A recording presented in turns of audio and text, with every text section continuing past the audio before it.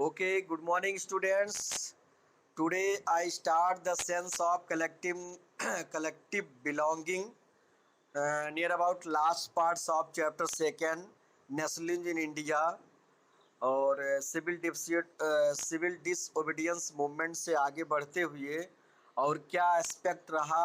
Civil disobedience movement का different society में समाज के जो डिफरेंट वर्ग के लोग थे businessman industrialists and planters worker and others उन लोगों का क्या व्यू रहा स्वराज का मतलब क्या रहा ये सब चीज़ें आपको चैप्टर में समझाए गए और डिफरिंग स्ट्रेंड्स जो अनटचेबल क्लास था उनकी क्या अपनी डिमांड थी मुस्लिम जो डिफरेंट मतलब कांग्रेस से थोड़ा डिफर थे उनकी सोच जो कुछ अलग थी कि हमारी बातों को शायद कांग्रेस उतने ढंग से ना डिमांड करे ना उठाए तो उन्होंने अपनी अलग से मुस्लिम लीग की स्थापना की थी। समय समय पर गांधी जी ने जोड़ने का प्रयास किया लेकिन फिर भी आगे मतभेद हुआ और अंत में एक न्यू नेशन की बात आई रिलीजियस के बेस पर, रिलीजन के बेस पर माइनॉरिटी और मेजॉरिटी,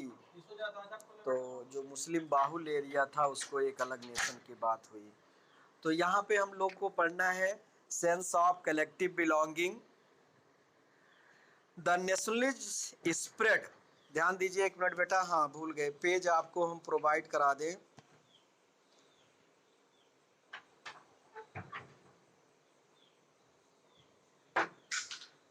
ये था,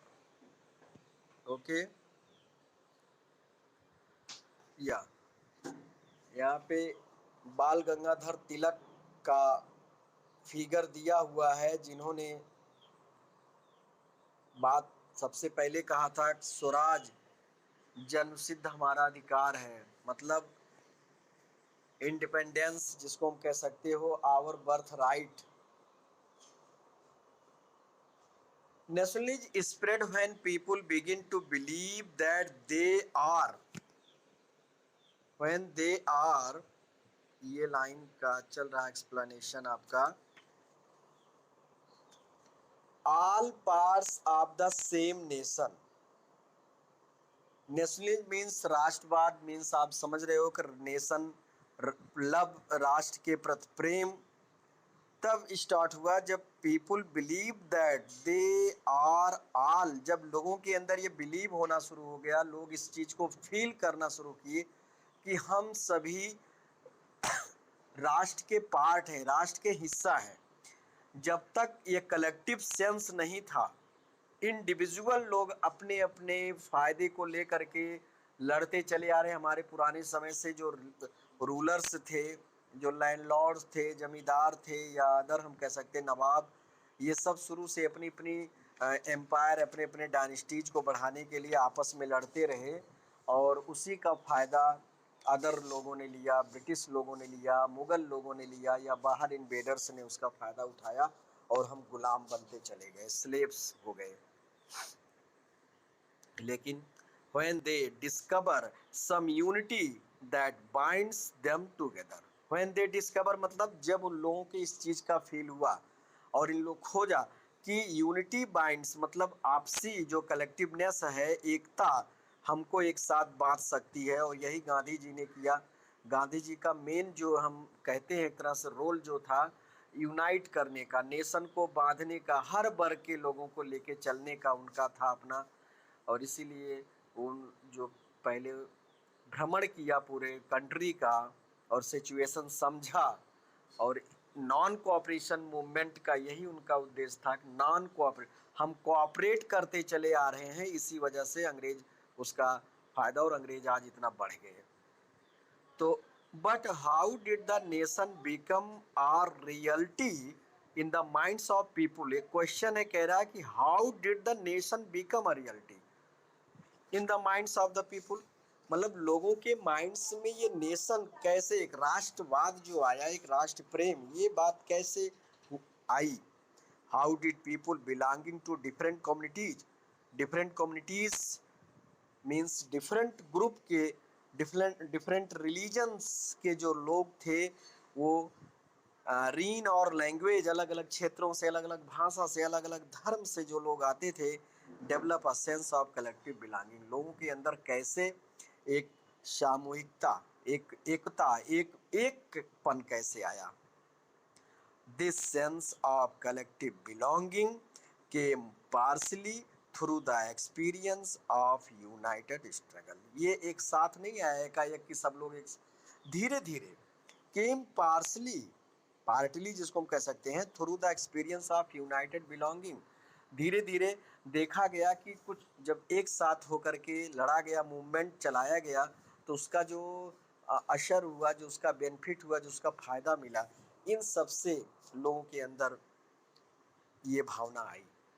but there were also a variety of cultural processes through which nationalism captured people's imagination. कह रहा but there were also a variety of cultural, variety of cultural मतलब कि डिफरेंट कल्चरल ग्रुप के लोग, processes जो through which nationalism capture, जिससे एक तरह से राष्ट्रवाद को कैप्चर था, पीपुल्स इमेजिनेशन,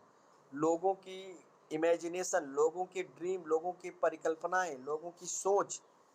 बताया भी हमने इसके पहले, हम लोगों ने पढ़ा ना कि स्वराज का क्या डिफरेंट ट्रेंड्स था लोगों के अंदर।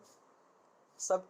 एक एक तरह से स्वराज को लोग नहीं समझते थे। कोई अपनी, जैसे प्लांटर्स थे, प्लांटर वर्कर, वो अपनी आज़ादी इस तरह समझते थे कि हमको अपने घर जाने मिलेगा, हम छूट मिलेगा यहाँ से जो हम बंधे हुए हैं। बिजनेसमैन चाह रहे थे हमको बिजनेस में छूट मिले, मोनोपाली हो, ट्रेड जो है ब्रिटिश का समाप्त हो। किसान कुछ चाहते थे कि हमको टैक्स ना देना पड़े, रेंट ना बढ़े। इस तरह से लीडर्स जो थे हमारे चाहते थे कि लेजिस्लेटिव काउंसिल में उनको ज़्यादा से ज़्यादा सीटें मिले, और जिससे कि वो एक तरह से वो देश को चला सकें। ये सब history and fiction, folklore and song, जैसे हम लोगों ने क्लास 9th में पढ़ा था, collective belonging, chapter first, French revolution के लास्ट में। तो इसमें एक ही चीज़ का नहीं योगदान है, हिस्ट्री, फ्रिक्शन, फॉल्केरी, जो ग्रुप एक तरह से अलग अलग एरियाओं के अपने अपने ग्रुप डांस थे, और समूह, पॉपुलर प्रिंट्स एंड सिंबल्स, ये सब का भी बड़ा योगदान है। Art all played a part in the making of nationalism. इन सब लोगों ने राष्ट्रवाद को पनपने में या राष्ट्रवाद को बढ़ावा देने में इनका भी बड़ा योगदान रहा। पेंटर्स अपने चित्रों के माध्यम से, कवि पोएट अपने कविताओं के माध्यम से, सिंगर्स अपने सिंग, मतलब इन सब चीज़ों के थ्रू राष्ट्रवाद जागा है एक तरह से। नेक्स्ट पेज आपका है